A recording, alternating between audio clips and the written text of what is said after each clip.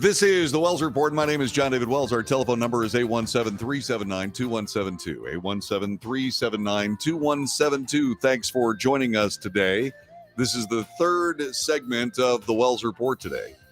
And it comes at an interesting time as the Republican Party of the United States of America is calling back an old familiar friend.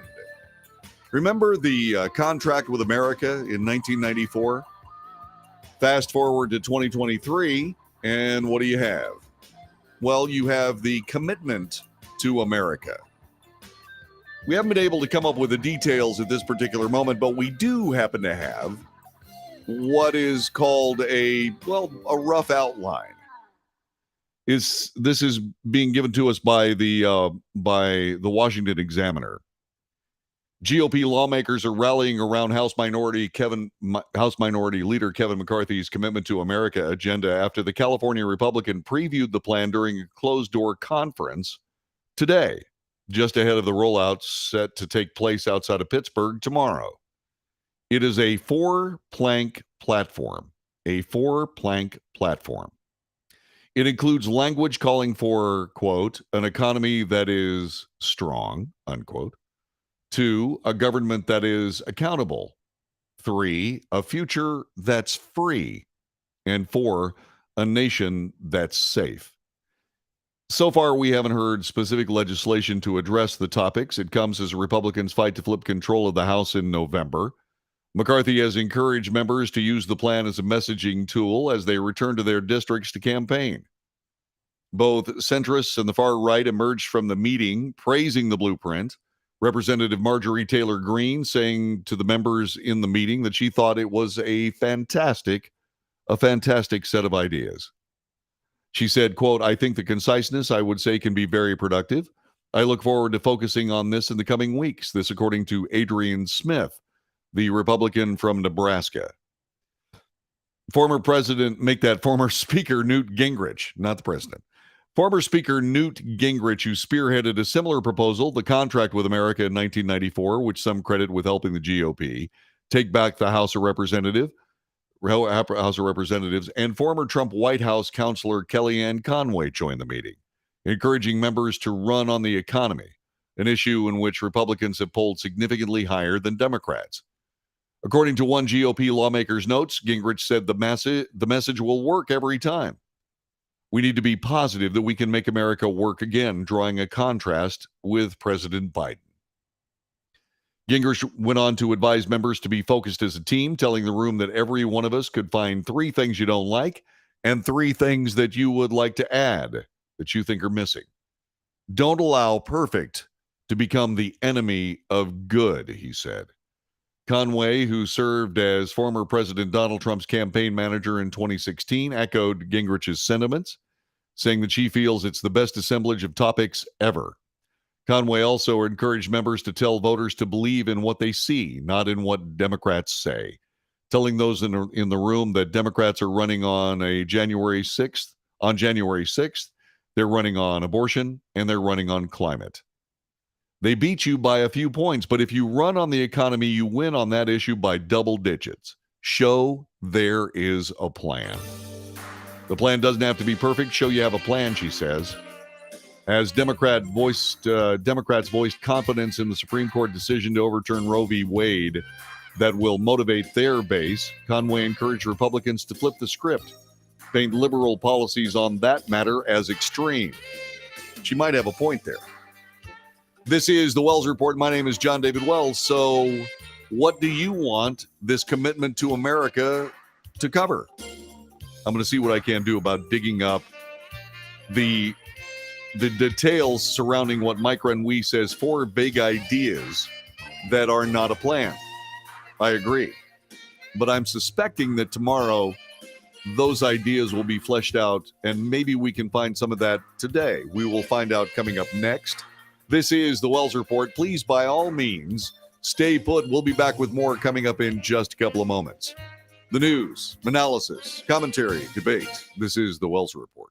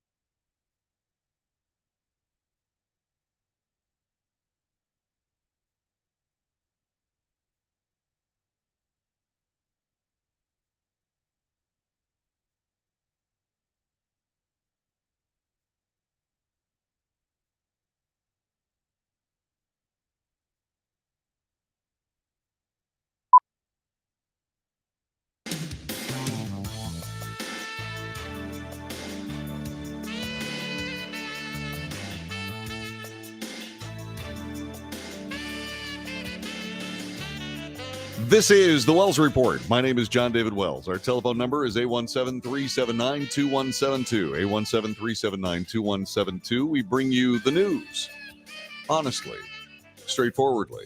We analyze the news for fact and bias. We point out both.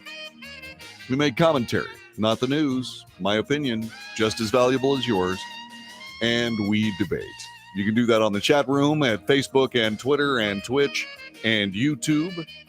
And you can also call us, like I said, on the telephone, 817-379-2172. And so the Republican Party has come up with a commitment to America, echoing the contract with America from 1994. They're hoping to flip the House of Representatives and the United States Senate. And they've got a really good chance if they don't snatch defeat from the jaws of victory. I have found the ideas behind the four planks that they talk about. An economy that's strong. What they want to do is fight inflation and lower the cost of living, curb wasteful government spending that is raising the price of groceries, gas, cars, housing, and growing our national and the growing national debt. So what they're trying to do is they're trying to get control of this growing national debt, as we keep talking about. $30.8 trillion and getting bigger every second. They want to increase take-home pay and create good-paying jobs and bring stability to the economy through pro-growth tax and deregulatory policies. Those are policies that Ronald Reagan put in place. He was an economist. And also that Donald Trump put in place to a bigger degree and found a huge amount of success with that. An economy that's strong also includes make America energy independent and reduce gas prices, maximize production of reliable, cleaner American-made energy, and cut the permitting process in half to reduce reliance on foreign countries, prevent rolling blackouts, lower the cost of gas and utilities. That's a great idea. That's a great idea. There are an awful lot of people that are arguing against what President Trump wanted to do. They said, well, the price of oil is set by the world. Well, right, until the United States starts playing. When the United States added its fuel to the world supply, there was suddenly a bigger world supply. And so currencies around the world chasing more supply meant lower prices. We got our gasoline costs down to $1.80 per gallon. It was wonderful. Hopefully, the Republicans will do that again. They want to strengthen the supply chain and end dependence on China, move supply chains away from China, expand U.S. manufacturing, enhance America's economic competitiveness, and cyber resiliency. Okay, that's good. What I want them to do is I also want them to work a little bit while we're talking about American energy. Let's start working on nuclear power again. Let's figure out what it takes to get nuclear power back on the slate of renewable energy, because that is renewable energy. And that would mean that the United States must be able to reprocess spent nuclear fuel rods. That's a long and difficult thing, but we don't do that in this nation, and we should. And we should have a lot more nuclear power plants than we have. And we need to make that a part of that. But being energy independent with the rest of the world is a national security issue, in my view. They talk about making a nation that's safe. How do they plan on doing that? Secure the border and combat illegal immigration. Fully fund effective border enforcement strategies. Infrastructure. Advanced technology to prevent illegal crossings and trafficking by cartels. I would also say, by the way, a big, dumb steel fence. And with all that technology, by the way, let's hope they go ahead and finish building that thing, because as we've seen now at least twice, the vast technological fence doesn't work.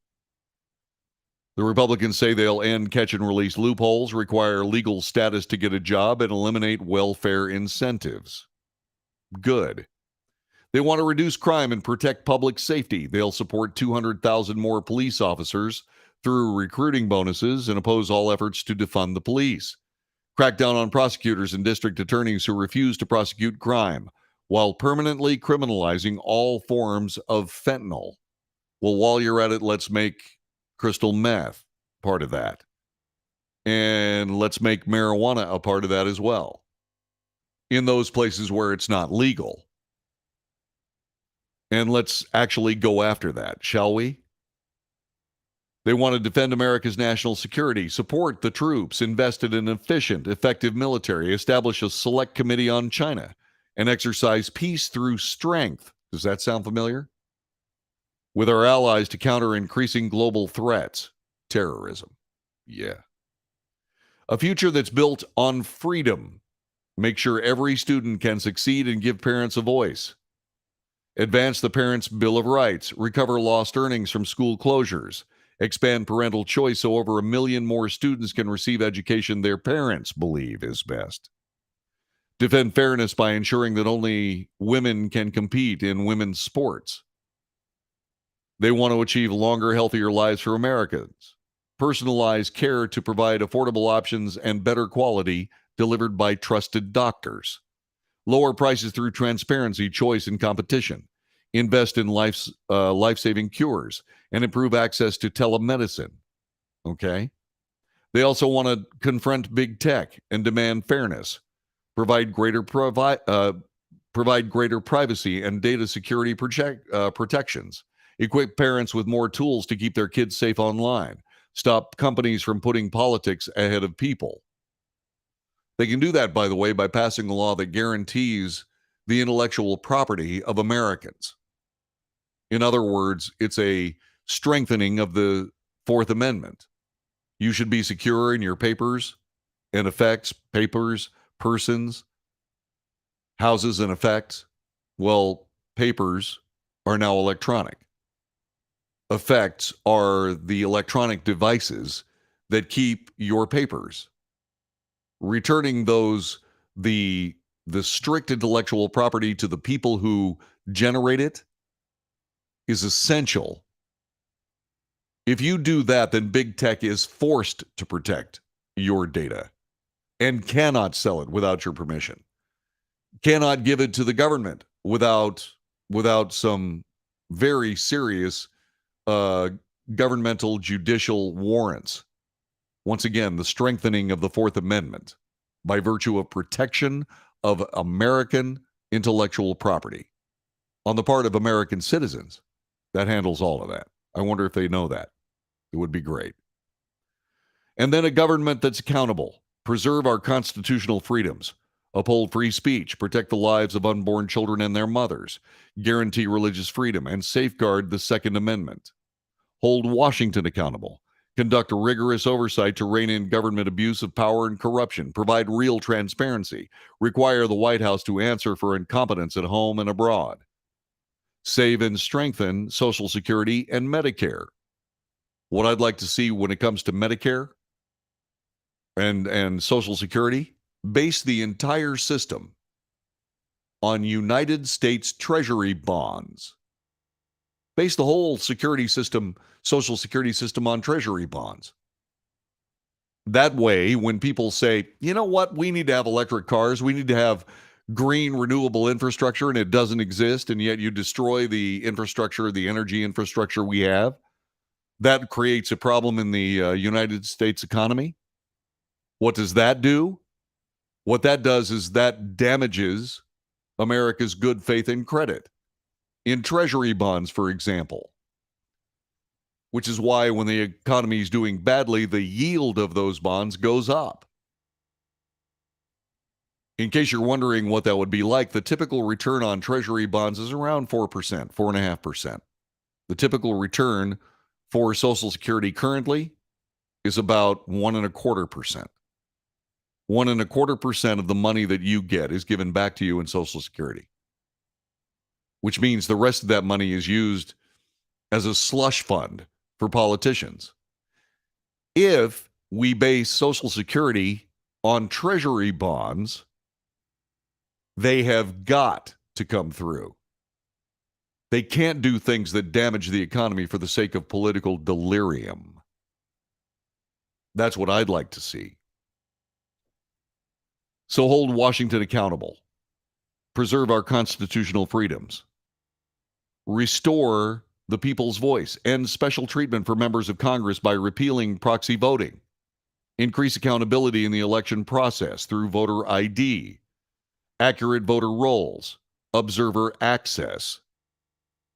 I got to be perfectly honest with you. Require at least as much administrative oversight in our elections as we do with everything else. Say, for example, I don't know, your driver's license. In order to drive, you have to have a driver's license. You have to prove your identity. You have to prove your capability. We don't need to have capability proven. We don't have to have an election test, for example. What you have to do, however, you have to prove that you are who you are. And you have to prove that you have registered, and you have to prove that you're registered for the election to vote. So you have to have your voter registration card, and you have to have your driver's license or a state ID. There you have it. While you're at it, by the way, when we're talking about restoring the people's voice, let's make sure that all the voting that happens on election day happens on election day. That there is no voting, no ballots are ever gathered after election day. If you don't make it by election day, sorry, your election is over. That's what I'd like to see. So that's some more details on the commitment to America. I would like to see some real specific teeth in those things. You know, I'm going to reach out to Leader McCarthy, and I'm going to say, why don't you spend some time explaining this stuff to me? Why don't you and I interact instead of just essentially coming up with these soft kind of, well, these are ideas that are just specific enough so that people can say, hey, that's a great idea. Well, yeah, but I want to see actual legislation that has edges in it. When you start talking about energy, for example, I do want to see American investment in superconductors. I do want to see American governmental investment in research on real batteries, not these behemoths that make us once again beholden to China because they require rare earths that we don't have enough of in the United States. So we have to go to them. Yeah, Gary Abshire says when it comes to election integrity, people should go to prison for ballot stuffing. Now that's actually happening, but it certainly isn't happening at the level it needs to. We have to make sure that what we do, what we make sure we have, is we have to have honest, true elections. That means that I would suggest that we go back to pencil and paper. Or at the very least, if we're using voting machines, we need to know exactly how they work. We still don't know how Dominion voting machines work. And there are people that think that's just fine. They think that's just fine. And I keep trying to tell them, why do you think that's okay? Because that's how a dishonest group of politicians will keep their power.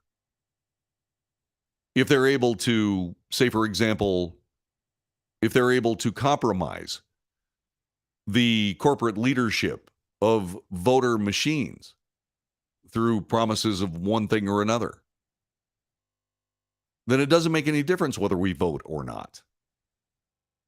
And that is something that we're going to have to make sure that we fix. I'm not going to say that, Mike. You know what I'm going to say is that we have to make sure that that can't be done. That way we don't have to cast aspersions on anybody that it may have been done. What we need to do is we need to make sure that our elections are honest. And that means that mail-in voting is a thing of the past. You can have an absentee vote, and you can mail that in, but if it doesn't show up before Election Day, if it doesn't show up on Election Day, I'm sorry, your vote will not be counted. Period. I think these are things that we need to do. And so we will see. This is the Wells Report. Our telephone number again, 817-379-2172. Come and join us if you'd like. Chat room is going on. Yeah. By the way, Mike Renwee points out, Democrats used to complain about Dominion voting machines. Yeah, well, I'm not going to say anything more about that. All I'm going to say is I can hardly wait until Dominion gets into a courtroom and is forced to show how their machines work. As soon as that happens, I bet you they run for cover because they're going to have to. This is the Wells Report. Back with more in just a moment.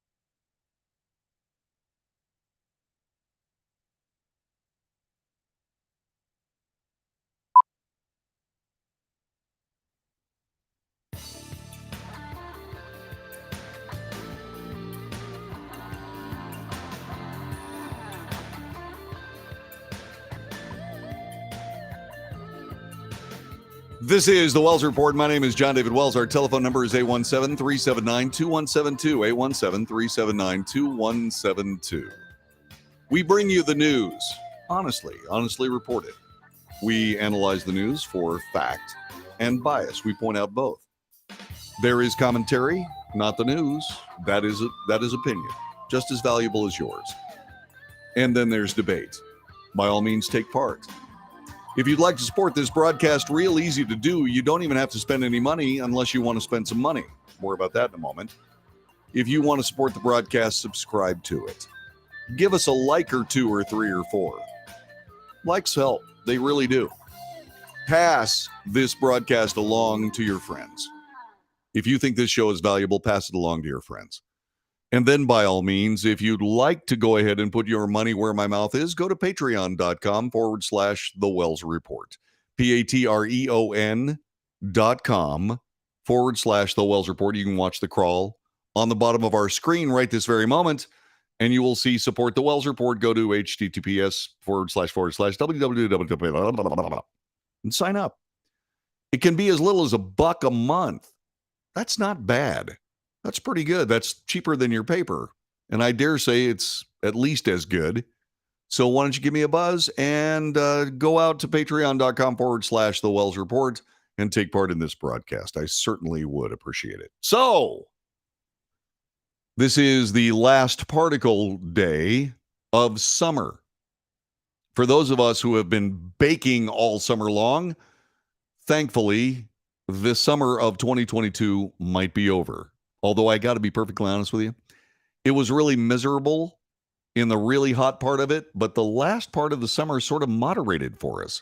It got really, really nice. We had some of those fantastic fall days where the high temperatures were in the upper 70s and the wind was blowing and it was cool and calm and wonderful. So I never got to the point where I was just too hot and I needed a change. But now it's fall. Actually, it arrives tonight at 9:04 p.m. That's Eastern time, 8:04 in the Central Time Zone where we are. By the way, in case you're wondering, the equinox occurs at the same moment worldwide. So in the Northern Hemisphere, it's Thursday, September 22nd. The autumnal equinox in the Southern Hemisphere, occurs Sunday, March 20th. Interesting. Okay? So what is the autumnal equinox? It's an astronomical event that marks the start of autumn or fall. In the Northern Hemisphere, the autumnal equinox occurs in September. In the Southern Hemisphere, it's in March.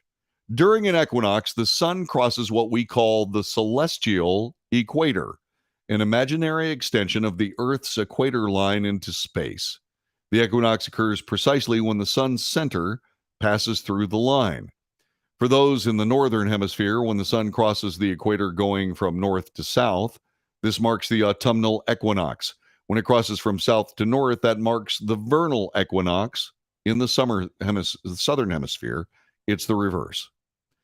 After the autumnal equinox, days become shorter than nights as the sun continues to rise later and nightfall arrives earlier. It ends with the winter solstice, after which the days start to grow longer once again. The word equinox comes from the Latin aqueous, meaning equal, and nox, night. On the equinox, day and night are roughly equal in length. Kind of cool. One of the favorite pieces of trivia surrounding the autumnal equinox involves the relationship with the full moon. Curiously, the full moon that occurs nearest to the autumnal equinox is always called the harvest moon. Why? Well, it has to do with farming. Duh. Around the fall equinox, the full moon rises around sunset for several nights in a row, which traditionally provides farmers with just enough extra light for them to finish their harvest before killing frosts of fall set in. Normally, the moon rises about an hour later every night, but around the time of the fall equinox, the angle of the moon's orbit and the tilt of the Earth line up just right, and the moon rises to only 20 or 30 minutes later each night for several nights in a row. How cool. The harvest moon is one of only two moon names that are astronomical terms and not tied to one specific month. That's because it's always, hang on just a moment here, always the full moon nearest to the equinox. This year, the harvest moon happened Saturday, September 10th. So there you go.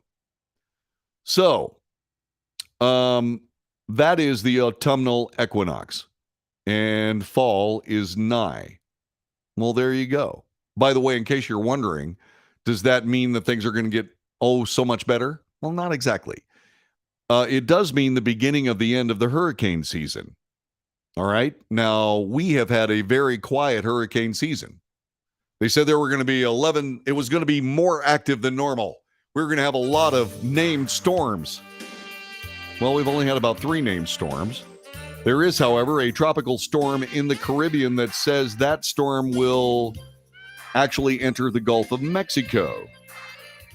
So the tropical storm, or this particular wave right now, it's a tropical wave. It's Invest 98L. It's located on the northeastern coast of South America in the eastern Caribbean Sea. It's an area the National Hurricane Center is watching closely, advancing computer models and other resources. They think it's going to be a tropical storm by the weekend. The models show the storm strengthening into a hurricane by early next week. If it becomes a named storm, it will be called Hermine. Wow. So maybe Hurricane Hermine in the Gulf of Mexico. It doesn't look like it's going to make it to Texas, but it might make it to you if you happen to live in the Florida Gulf Coast, Louisiana, or Mississippi. That's been the Wells Report for today. Thanks very much for joining us. We'll see you again tomorrow. Thanks, my friends. Thank you very much for your time. Thank you very much for watching the broadcast, and I will see you again tomorrow. Until then, be safe